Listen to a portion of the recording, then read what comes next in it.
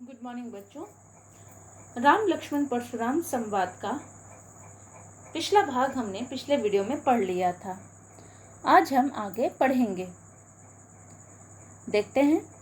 बिहसी लखनु बोले मृदुबानी, अहो मुनीषु महाभट मानी। पुनि पुनि मोहे दिखाव कुठारू, चहत उड़ावन फूकी पहारू। इहाँ कुमड़ बतिया को नाही, जे तरजनी देख मरी जाही। देखी कुठारू सरासन बाना, मैं कछु कहा सहित अभिमाना। भृगुसुत समुझ जनेऊ बिलोकी, जो कछु कहूँ सहो रिस रोकी। सुर महिसुर हरिजन अरुगाई, हमरे कुल इन पर न सुराई। बधे पापू अपकीरति हारे, मारत हूँ पाप परिय तुम्हारे। कोटि कुलिस सम बचनु तुम्हारा, व्यर्थ धरहूँ धनुबान कुठारा। जो बिलोकी अनुचित कहेऊँ, क्षमहु महामुनि धीर। सुनि सरोस भृगुवंश मणि, बोले गिरा गंभीर। तो आइए इसका भावार्थ देख लेते हैं।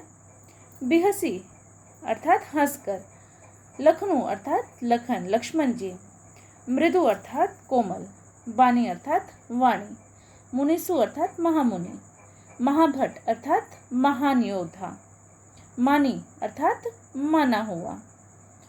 तो यहाँ पर परशुराम जी की डींगे सुनकर लक्ष्मण जी हंसते हुए बोलते हैं कि हे मुनिराज परशुराम, आप तो बहुत माने हुए योद्धा निकले।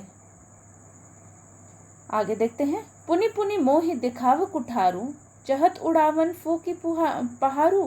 पुनि पुनि अर्थात बार बार, मोहि अर्थात मुझे, दिखाव अर्थात दिखाता है, कुठारू अर्थात कुल्हाड़ा, चहत अर्थात चाहता है, पहारू अर्थात पहाड़।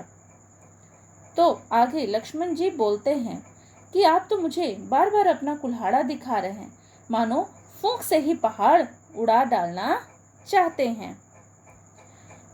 यहाँ कुमड़ बतिया को नहीं, जे तर्जनी देख मरी जाही। यहाँ अर्थात यहाँ, कुमड़ बतिया अर्थात बहुत कमजोर निर्बल व्यक्ति, कुमड़े का फल। को अर्थात कोई, जे अर्थात जो, तर्जनी अंगूठे की पास वाली उंगली, जाही अर्थात जाएगा। तो लक्ष्मण जी कहते हैं कि हे मुनि, हम भी कोई कुमड़े की फल नहीं है या कुमड़े का छोटा कोई भतिया नहीं है जो तर्जनी देकर ही कुमला जाएंगे। वे कहते हैं कि मैं आपके डींगों से डरने वाला नहीं हूँ। आगे देखते हैं। देखी कुठारू सरासन बाना, मैं कछु कहा सहित अभिमाना। देखते हैं इसका शब्दार्थ। सरासन अर्थात धनुष, भृगुसुत भृगु का पुत्र, जनेऊ अर्थात ब्राह्मणों द्वारा धारण किया जाने वाला धागा, बिलोकी अर्थात देखकर, कहूँ अर्थात कहा, सहो अर्थात सहता हूँ, रिस अर्थात क्रोध, रोकी अर्थात रोक कर। देखी कुठारू सरासन बाना, मैं कछु कहा सहित अभिमाना। तो आइए इसका भावार्थ देखते हैं। आगे लक्ष्मण जी बोलते हैं कि जब मैंने आपके हाथ में कुल्हाड़ा और कंधों पर धनुष बाण देखा तो कुछ अभिमान पूर्वक शब्द कह दिए। सोचा कि सामने सचमुच कोई वीर योद्धा है। आपको ऋषि भृगु का पुत्र जानकर और कंधे पर जनेऊ देखकर मैंने सब कुछ सहन कर लिया। आपने जो कुछ भी कहा उसे सहकर क्रोध पी लिया। भृगुसुत समुझ जनेऊ बिलोकी, जो कछु कहूँ सहो रिस रोकी।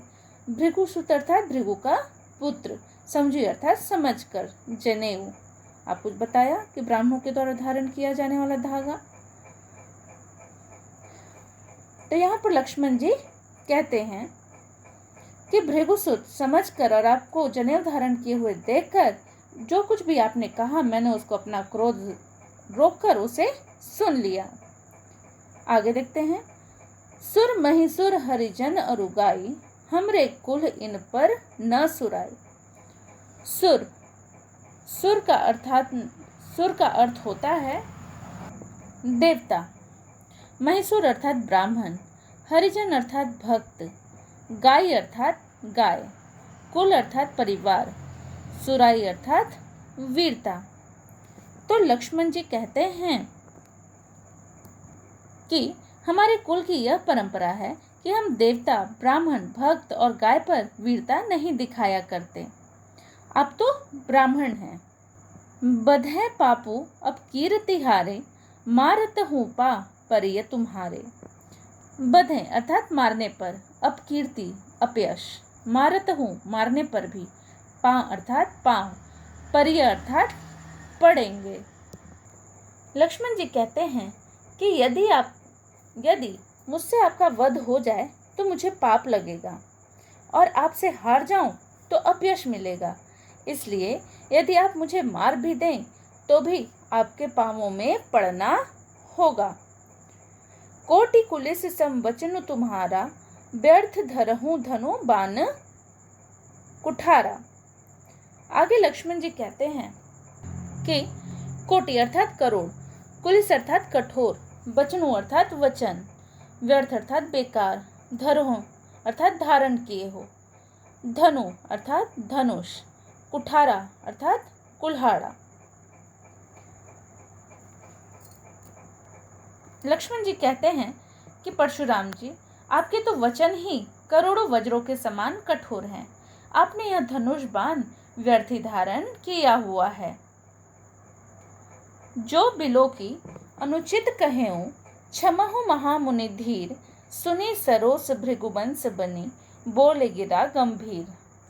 कहेऊं अर्थात कहता हूँ, क्षमहु अर्थात क्षमा करना, धीर अर्थात धैर्यशाली, सरोस अर्थात क्रोध सहित, भृगुवंश मणि भृगुवंश के रत्न परशुराम जी, गिरा वाणी, गंभीर अर्थात भारी और गहरी।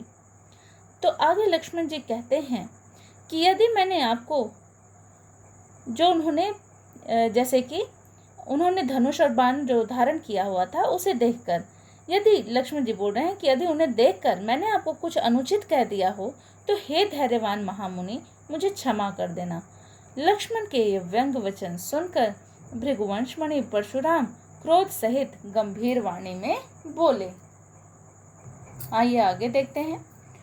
कौशिक सुनहु मंद यहु बालकु, कुटिल काल बस निज कुल घालकु, भानु बंस राकेश कलंकु, निपट निरंकुश अबूधु असंकु, काल कवलु होई ही छन माही, कहो पुकारी खोरी मोहि नाही, तुम हट कहु चौ चहु उबारा, कही प्रताप बल रोषु हमारा, लखन केहु सुनि सुजसु तुम्हारा, तुम ही अछत को बरने पारा, अपने मुँह तुम आपने करनी, बार अनेक भांति बहु बरनी, नाही संतोष तु पुनि कुछ कहूँ, जनि रिस रोकी दुसह दुख सहूँ, वीर व्रती तुम धीर अछोभा, गारी देत न पावहूँ शोभा, सूर समर करनी करही, कही न जनावही आपू, विद्यमान रन पाए रिपु, कायर कथही प्रतापु।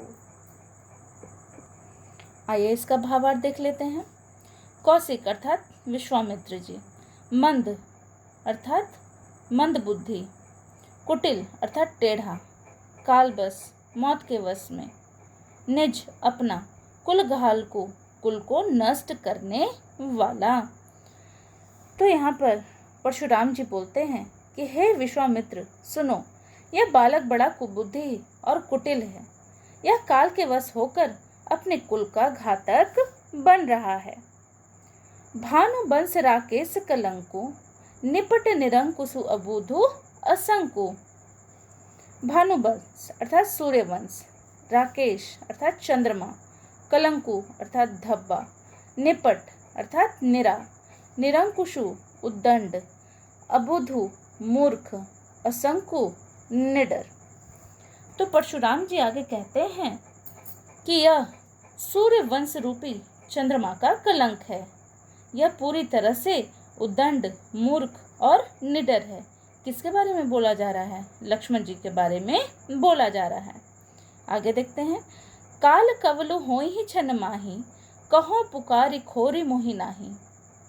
काल कवलु, काल मृत्यु, कवलु अर्थात ग्रास या निवाला, हो ही अर्थात हो जाएगा, क्षण माही क्षण में ही, खोरी अर्थात दोष। तो आगे परशुराम जी कह रहे हैं कि अभी क्षण भर में यह काल का ग्रास हो जाएगा, अर्थात मैं क्षण भर में ही इसे मार डालूंगा। मैं पुकार कर कह देता हूँ, फिर मुझे दोष न देना। तुम हट कहूँ जो चाहूँ उबारा, कही प्रताप बलु रोसु हमारा। हट कहूँ अर्थात रोको, जो अगर, चाहूँ चाहता है, उबारा अर्थात उबारना या उद्धार करना, प्रतापु बल शक्ति, बलु शक्ति, रोसु अर्थात क्रोध। आगे मुनि कहते हैं कि यदि तुम इसे बचाना चाहते हो तो हमारा प्रताप, बल और क्रोध के बारे में बताकर इसे रोक लो। आगे देखते हैं। लखन कहेउ सुनि मुनि सुजसु तुम्हारा, तुम ही अछत को बरने पारा। कहेउ अर्थात कहते हैं, सुजसु अर्थात सुयस या सम्मान, अछत छोड़कर, को अर्थात कौन, बरने पारा वर्णन कर पाएगा। तो लक्ष्मण जी कहते हैं, आपका सुयस आपके रहते दूसरा कौन वर्णन कर सकता है। आपने अपने ही मुंह से अपनी करनी अनेक बार बहुत प्रकार से कही है। अपने मुँह तुम आपने करनी, बार अनेक भांति बहुवर्णी। तो बोल रहे हैं अपने मुँह अर्थात मुँह से ही, तुम मतलब आपने करने मतलब अपने काम, बार अनेक अनेक बार बहुत तरीके से वर्णन कर दिया है। आपने बहुत तरीके से वर्णन कर दिया है। ना ही संतोषु तो पुनि कछु कहूँ, जनि रिस रोकी दुसह दुख सहूँ। पुनि अर्थात फिर से, जनि अर्थात मत, रिस अर्थात क्रोध, दुसह अर्थात असहनीय। तो लक्ष्मण जी आगे कहते हैं, मुनि से कहते हैं कि इतने पर भी आपको अगर संतुष्टि ना मिली हो या संतोष ना हुआ हो तो फिर कुछ कह डालिए। क्रोध रोककर असहाय जिसे सहा न जा सके ऐसा दुख सहन मत कीजिए। आगे देखते हैं। वीरव्रती तुम धीर अक्षोभा, गारी देत न पावहूं शोभा। वीरव्रती अर्थात वीरता के मार्ग पर चलने वाला, जिसने वीरता का व्रत लिया है। अक्षोभा अक्रोधी, गारी अर्थात गाली, शोभा अर्थात शोभा, सूर शूरवीर, समर करनी युद्ध करने का काम। यहाँ देख लेते हैं। लक्ष्मण जी कहते हैं कि आप वीरता का व्रत धारण करने वाले, धैर्यवान और क्षोभ रहित हैं। आप गाली देते हुए शोभा नहीं देते। यहाँ पर लक्ष्मण जी परशुराम जी के ऊपर व्यंग कस रहे हैं कि वे कैसे हैं, धैर्यवान हैं और क्षोभ रहित हैं। सूर समर करनी करही, कहीं न जनावही आपू, विद्यमान रन पाए रिपु, कायर कथही प्रतापु। सूर अर्थात शूरवीर, समर करनी युद्ध करने का काम, वीरता दिखाना, कही कहकर, जनावही परिचित कराना, आपू स्वयं को, विद्यमान सामने या प्रकट, रण अर्थात रण, युद्ध, रिपु शत्रु, कथही कहते हैं। तो आगे लक्ष्मण जी बोलते हैं कि शूरवीर तो युद्ध में शूरवीरता का कार्य करते हैं अर्थात वीरता का कार्य करते हैं। वे अपने बारे में कहकर अपने को जनाते नहीं अर्थात अपने मुंह से अपनी प्रशंसा स्वयं नहीं करते। शत्रु को युद्ध में उपस्थित पाकर कायर ही व्यर्थ में अपने प्रताप की डींग हाका करते हैं। बच्चों, पाठ का अगला भाग हम अगले वीडियो में पढ़ेंगे। इस वीडियो के साथ भी आपको कुछ प्रश्न दिए गए हैं, उसे आप अपनी क्लास वर्क कॉपी में लिख लें। धन्यवाद।